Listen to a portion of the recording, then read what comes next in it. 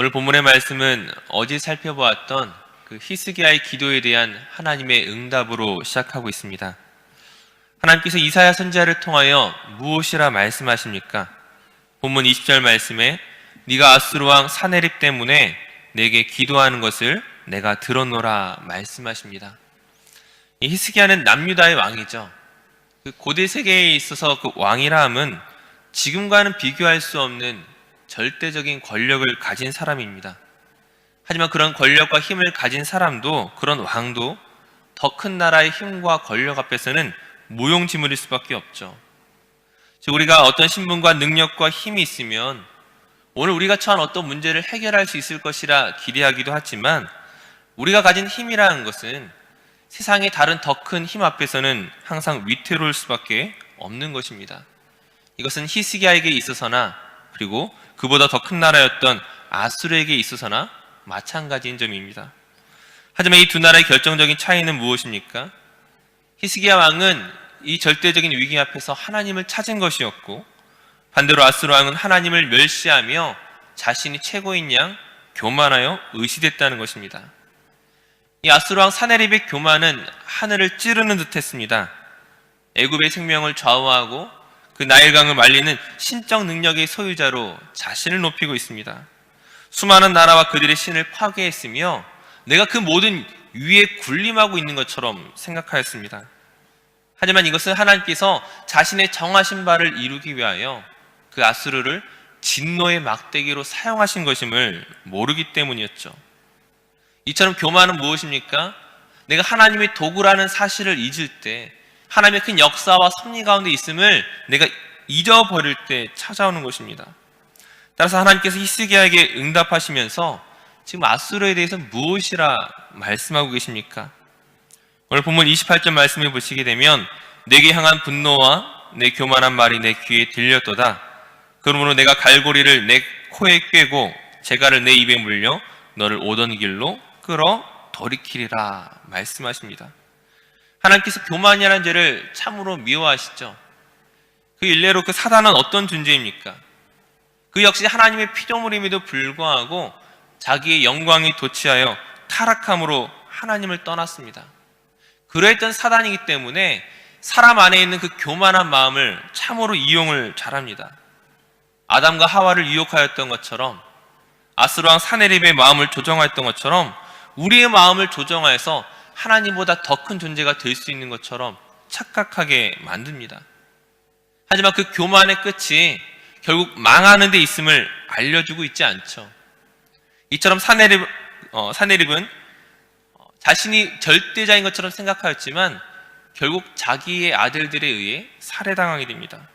아수르 신의 무능함과 더불어 오직 여호와 하나님만이 유일하신 신임을 드러내는 사건이었습니다.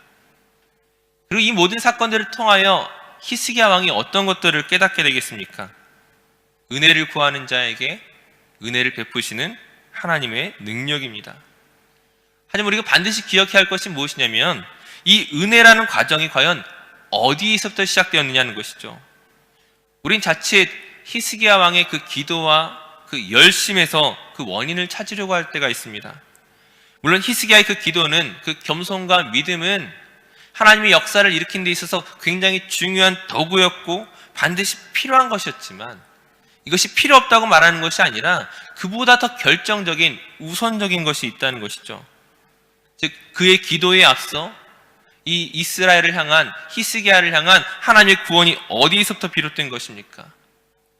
오늘 본문 34절 말씀에 보시게 되면 내가 나와 나의 종 다윗을 위하여 이 성을 보호하여 구원하리라. 지금 히스기야의 기도와 열심 때문에 구원하겠다고 말하는 것이 아니라 하나님과 다윗 사이에 맺어진 그 약속 때문이라고 하십니다. 그렇다면 이 약속이 어떤 것이겠습니까? 다윗이 하나님의 집을 건축하고자 하는 그런 선한 마음을 가지고 있었지만 하나님께서 그에게 필요 없다고 말씀하십니다. 다윗이 아니라 너희 아들을 통하여 이것을 이루시겠다라고 말씀하시죠. 사무엘하 7장 16절 말씀에 보시게 되면 내 집과 내 나라가 내 앞에서 영원히 보존되고 네 왕위가 영원히 견고하리라. 네가 나를 위하여 집을 짓는 것이 아니라 다윗이 하나님을 위하여 집을 짓는 것이 아니라 하나님께서 다윗을 위하여 그 집을 짓겠다라고 말씀하고 계십니다. 그리고 그 왕위가 영원히 경거리라 말씀하시죠. 물론 여기서 말하는 그 왕이란 것은 단지 우리가 생각하는 인간적인 왕국을 이야기하는 것이 아닙니다. 우리가 이를 알 수 있는 것은 결국 다윗의 피를 계승하는 이 남유다 역시 지금 아수르의 위협은 잘 넘겼지만 결국 시간이 흘러 바벨론에 의해 멸망하기 때문이죠. 하나님이 세우시고자 하는 영원한 나라는, 그 다윗의 나라는 다윗의 인간적인 왕국이 아니라 다윗의 후손으로 오실 예수 그리스도이기 때문입니다. 남유다는 하나님의 말씀에 불순종하여 결국 그 율법의 저주로 말미암아 멸망하게 될 것이지만, 하나님께서 다윗의 후손으로 오실 예수 그리스도를 통하여 그 십자가로 말미암아 그 율법의 저주를 깨트리고 모든 사람을 살리실 것을 우리가 알고 있기 때문입니다. 하나님께서 자기의 백성을 구원하시기 위한 이 놀라운 계획으로 말미암아, 그 은혜의 방법으로 말미암아 우리는 살게 된 것입니다. 하나님께서 그 구원의 약속을 이루시기 위한 열심 가운데 지금 그 히스기야의 기도에 응답하시는 과정 가운데 있다는 것이죠. 마찬가지로 오늘 우리가 기도함에 있어서도 반드시 무엇을 기억해야 되겠습니까?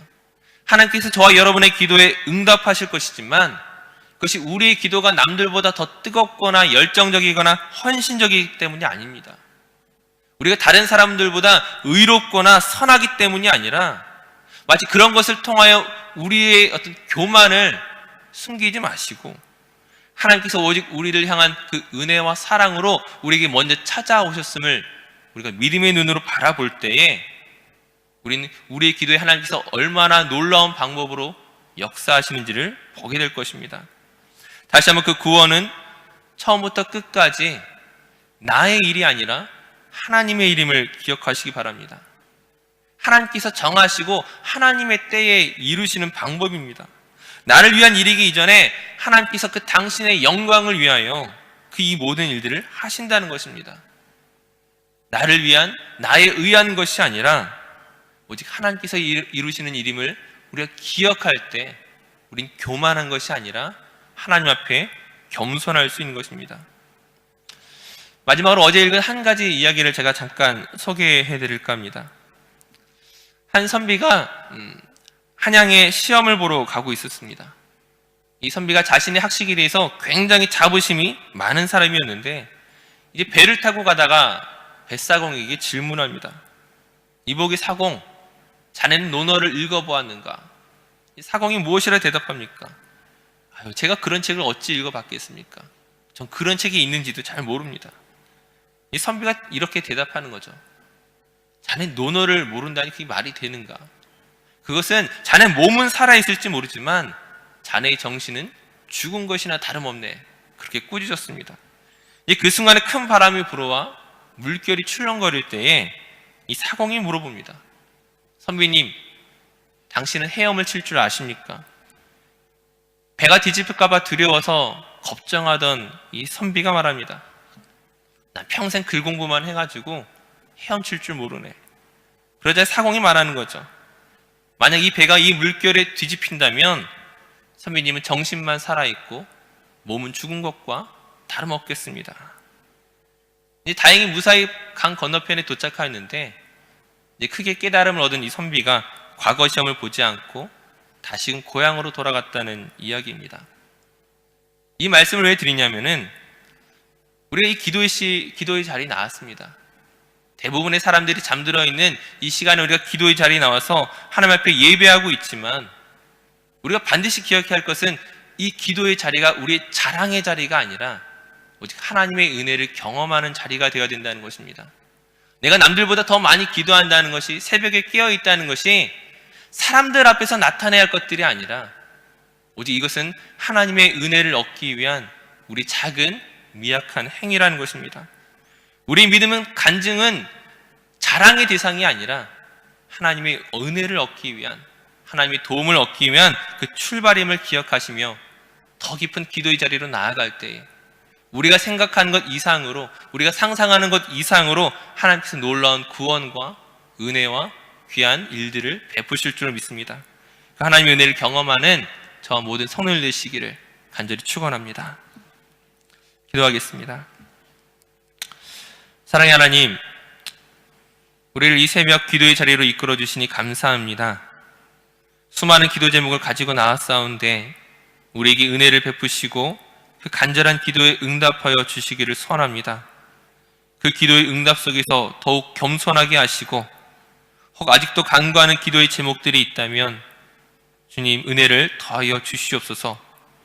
이 새벽 기도의 시간이 우리 자신을 살리는 시간임을 믿습니다. 겸손한 믿음과 은혜로 매일같이 하나님과 동행하는 우리의 삶이 되게 하여 주시옵소서.